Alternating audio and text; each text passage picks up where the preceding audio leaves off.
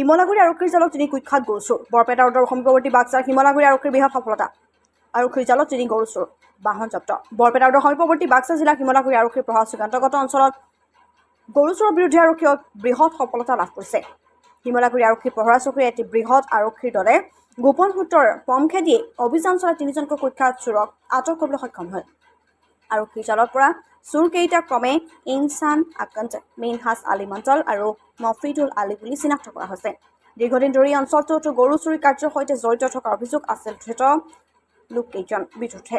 আৰক্ষীৰ সূত্ৰে জনোৱা মতে উক্ত অভিযান চোৰকেইটা গৰু চুৰি কাৰ্যত ব্যৱহাৰ কৰা এখন বাহন জব্দ কৰে। জব্দকৃত বাহনৰ পঞ্জীয়ন নম্বৰ হৈছে S16AC4216। বৰ্তমান আৰক্ষীয়ে ধৃত চোৰকেইটাক অধিক সোধপোছাৰ জিম্মাত লৈছে আৰু এই চক্ৰটোৰ সৈতে আন কোন কোন জড়িত হৈ আছে এই সন্দৰ্ভত তদন্ত অব্যাহত ৰাখিছে। আৰক্ষীৰ তৎপৰতা স্থানীয় ৰাইজে আদৰণি জনাইছে।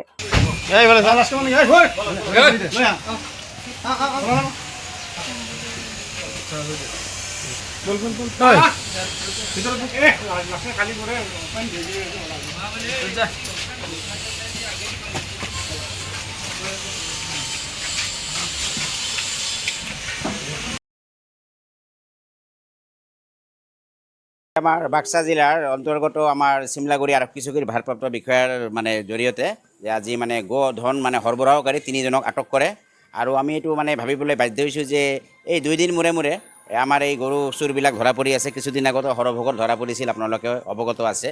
তো ইয়াতে এটা ডাঙৰ নেটৱৰ্ক জড়িত হৈ আছে নেকি। আৰু এই গৰুবিলাক যে চুৰি কৰি আছে, সাধাৰণতে এই গৰুবিলাক যে আমাৰ সহজ সৰল সাধাৰণ খেতিয়কবিলাকে এইবিলাক তেওঁলোকে এই গৰুৰ দ্বাৰা তেওঁলোকে জীৱিকা নিৰ্বাহ কৰে।